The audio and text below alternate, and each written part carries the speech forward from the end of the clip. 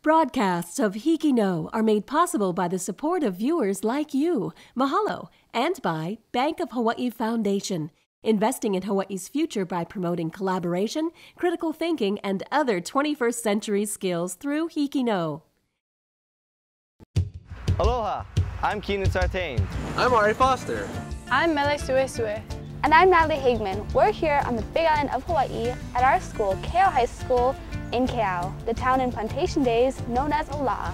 Home base for today's episode of HIKI NŌ, the nation's first statewide student news network. This episode's team is made up of intermediate and high schools from 4 islands. We'll go to Oahu to hear from Waipahu Intermediate, Wheeler Middle School, Waianae High School, and St. Francis School. From Maui, we have Lahainaluna High School. You'll hear from Kamehameha Schools, Maui campus. From Hawaii Island, we have Waiakea High School. And of course, your host for this episode, Keau High School, home of the Cougars. On this show, you'll hear from diverse voices across the island chain, Telling stories that connect communities. On HIKI NŌ. Can do.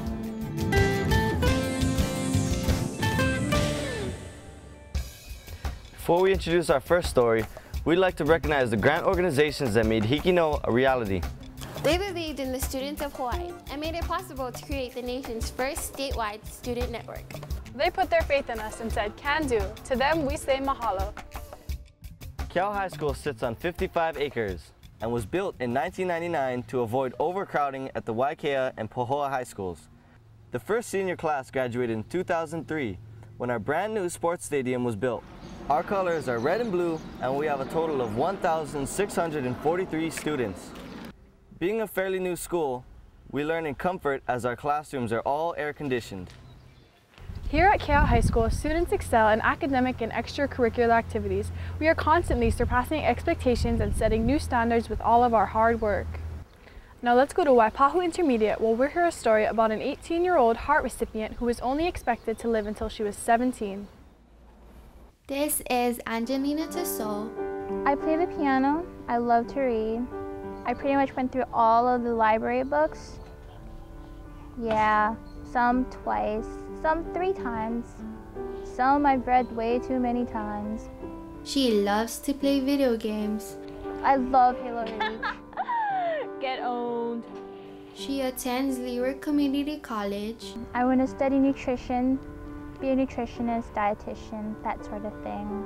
She seems like a normal teenager with a bright future ahead of her, but when Angel was 5, she still was living in Samoa. She found out that she contracted a rheumatic fever. The doctors told her she received it from a bacteria that was in her heart valve.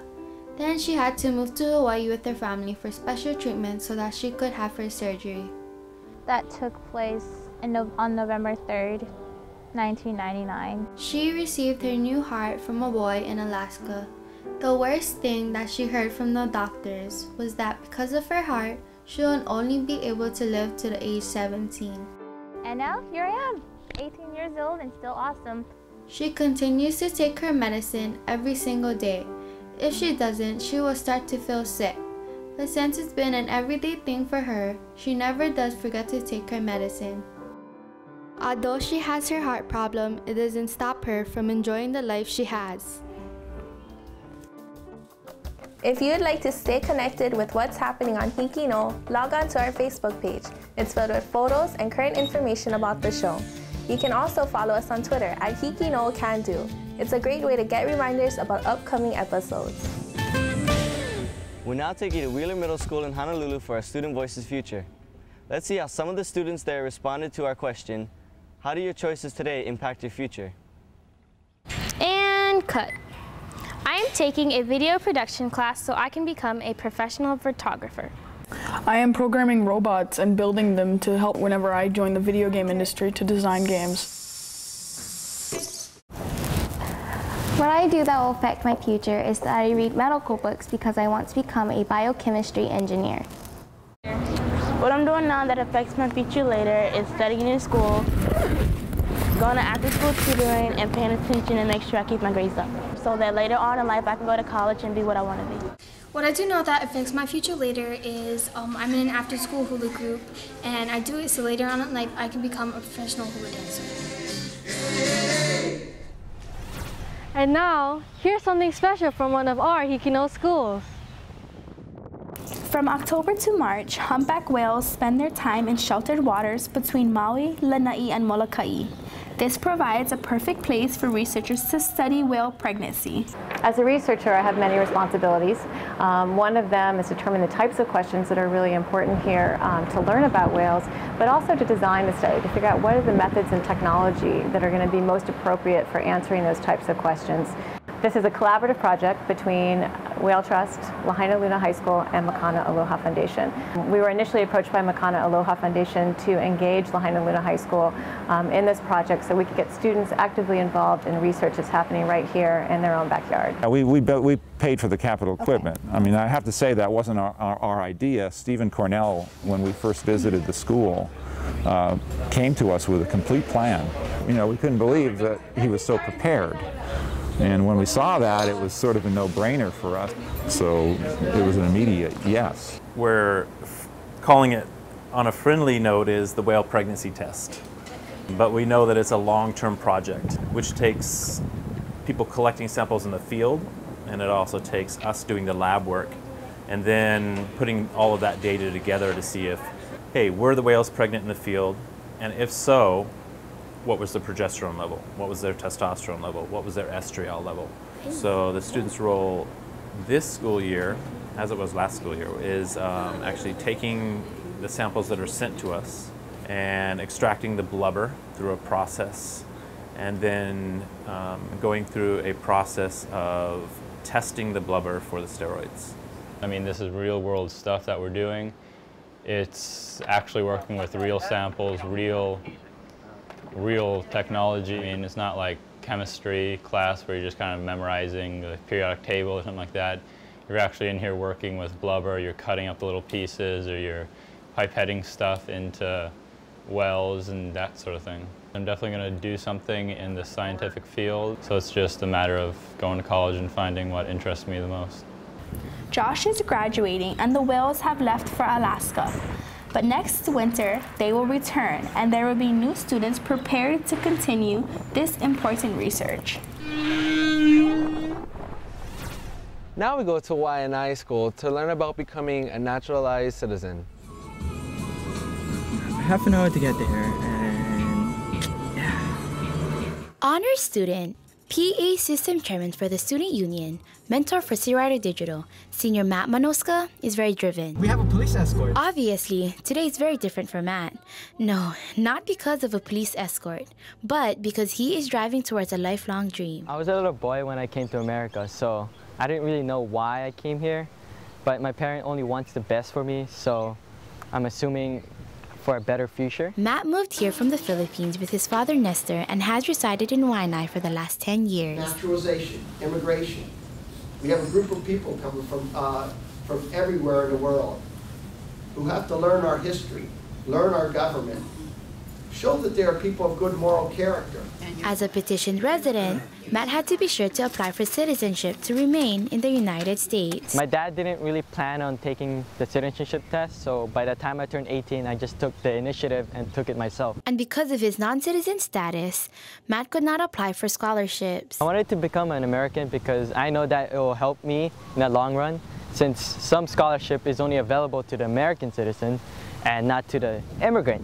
So that's why the whole purpose of becoming an American was to get scholarship and to have more opportunities for me to have help from the government. It's been 7 months of tests, forms, and studying, but he believes it's all worth it. Oh, it feels great because I have more rights than an immigrant now. And on January 24, 2012, at the Honolulu Federal State Office of U.S. Citizenship and Immigration Services, Matt Manoska officially became a citizen of the United States. Now I can vote and I can register to vote for my president and my senator.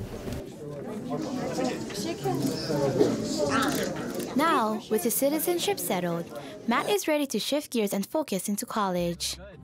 I feel the power. Claire Ruth Agmara from Waianae High School for HIKI NŌ. Across from Keaau High School, there's a very special building. This building is known as the Shipment House. The Shipment House was used as a plantation manager's home when the plantation was in full effect many years ago. In our next story, St. Francis High School tells us about a historical place on the island of Molokai. As a child, you learn so much about the history of Hawaii.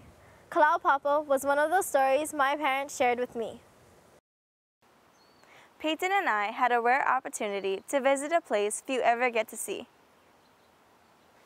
Kalaupapa Settlement is a small, isolated town built on the windward side of Kalaupapa Peninsula on the island of Molokai. When we flew over Kalaupapa, the beautiful, bright blue ocean complemented the majestic forest screens of the pali that protect the peninsula.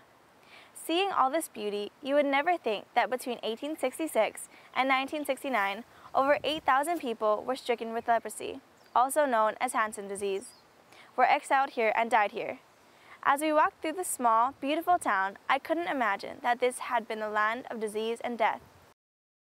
My experience of Kalaupapa is always a very sacred experience. It is a very holy place, and even though there was such tragedy there in the days when it was an active settlement for leprosy patients, that suffering that happened there really was transformed into something very beautiful. Starting in 1873, major improvements were made on Kalaupapa due to the arrival of Father Damien and Mother Marianne Cope. Father Damien and Mother Marianne were friends to those who thought they had no one. They didn't think of the patients as outcasts, but as people. Both Father Damien and Mother Marianne died on Kalaupapa, but their lives of devotion have served to inspire people around the world. Father Damien's grave lies in the cemetery next to St. Philomena Catholic Church and overlooks the ocean.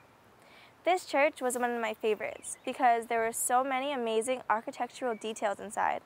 When sitting in a pew, I could imagine the patient sitting here with lungs congested, spitting in the holes provided for them in the floor so they wouldn't have to leave during the Mass. Today, there are only 17 Hansen's patients still living on Kalaupapa. Gloria Marks is the one who has lived there for over 50 years.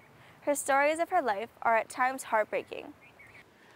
And then when my 6 months up, I packed my things. Then I went and see the nurse. I said, I'm ready to go home. He said, no, you cannot go. You cannot go home. You have to stay here until you're cured. I said, till I'm cured, you folks lie to me. You folks tell me I'll be there for 6 months. So then they say, what? This is how the deal go, you know. When talking with Gloria, she really made me realize how people till this day are still prejudiced and make judgments about people based on what they look like. My brother is autistic. Many people judge him or even laugh at him. It hurts me to realize how cruel some people can be to others that they know nothing about. This is what Hansen's disease patients live with their entire lives. Kalaupapa, once a community in isolation, now serves as a place for education and contemplation. It is a place where many families in Hawaii reconnect with relatives once considered lost. It is a place where the land has the power to heal. It is a place where each of us can reconsider our attitudes to people with disabilities or illnesses. It is up to us to never forget the legacy of Kalaupapa. Reporting for HIKI NŌ from St. Francis School on Oahu, I am Peyton Cronus. And I am Kelsey Guinness. If you'd like to stay connected with what's happening on HIKI NŌ, log on to our Facebook page. It's filled with photos and current information about the show. You can also follow us on Twitter at HIKI NŌ Can Do. It's a great way to get reminders about upcoming episodes. We're now taking you to Wheeler Middle School in Honolulu for our Student Voices Future. Let's see how some of the students there responded to our question, how do your choices today impact your future? Because I want to be a writer when I get older. I write stories and I have my friends read them. So whenever they read them, they give me critique on them, tell me what they like and what they don't. I try my best to fix. Right now, I am trying to get good grades so I can become a teacher in my future. What I do now to affect my future is I stay after school to increase my grades for my future in college. I want to be an actor, so my mom's putting me in a summer program. The summer program will like reduce the shyness that I have and like boost my confidence. I'm I'm taking ice skating lessons so I can become a professional ice skating teacher. What I do now is cheerleading so that in the future I can have a fit and healthy life. Behind me is our school's newest monument, the Possibility Tree. The base is made of granite, the trunk bronze, and the leaves titanium, symbolizing the human journey from Stone Age to Space Age. Now we go to Waiakea Intermediate for a story on another important monument. Here's the Keeper of the Clock.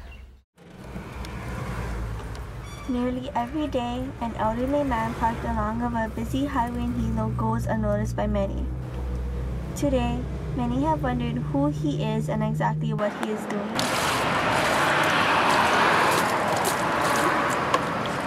We discovered the man who spends every day taking care of the Tsunami Memorial Waiakea clock is 94-year-old Takeyoshi Kondo, and he revealed his story to us. It includes driving to the area which embraces the memory of the tsunami. A monument that he adorns with flowers weekly. I volunteered to take care of the tidal wave clock. The tidal wave was May 23rd, 1960. And my father was one of them there. The tidal wave caught him. I'm praying for my father, and he chant every day, put flowers, water, or break the place. And all through the years, I've been buying the flowers every day, every other week. I put in one pot, sometimes I put 2 pots. Then I don't do till I cannot walk. And this is why Mr. Kondo is known as the keeper of the Waiakea clock in Hilo. It's a tribute from a son to a father that touches the entire community, reconnecting the past to the present. This is Taylor Nishimura from Waiakea Intermediate reporting for HIKI NŌ. I'm here at Keau High's wrestling mat room, where we recently won a BIFS championship. Now we go to Kamehameha schools in Maui, where they'll talk about a surfing competition. Surfing is a sport that requires both skill and patience. Patience is a familiar aspect to the Kamehameha School's Maui surf team. For over the last few years that they have participated in the Maui Interscholastic Surf Meet, they have not yet taken first. We just practice on our own, and then maybe if we have to compete with a group, just show up to like 1 or 2 practices with them and then surf in the contest and hope to do good. And next year, Coach Campbell hopes to change all that. They'll be starting organized practices, and the students will have more than just the final championship to compete in. I'm hoping that we could get backing from the school and practices scheduled, get more commitment from our students and everything like that, so we can be competitive. Because I mean, we're a Hawaiian school, so I mean, culturally we should represent. You know, we should do well in this sport. I'm hoping that we could have more practices, and I think the plan is for next year is to have 3 events on Maui, and then a state tournament on Oahu. Well, I think added practices will only help me get better, like competitions, get us more experience, so that we can surf better under pressure.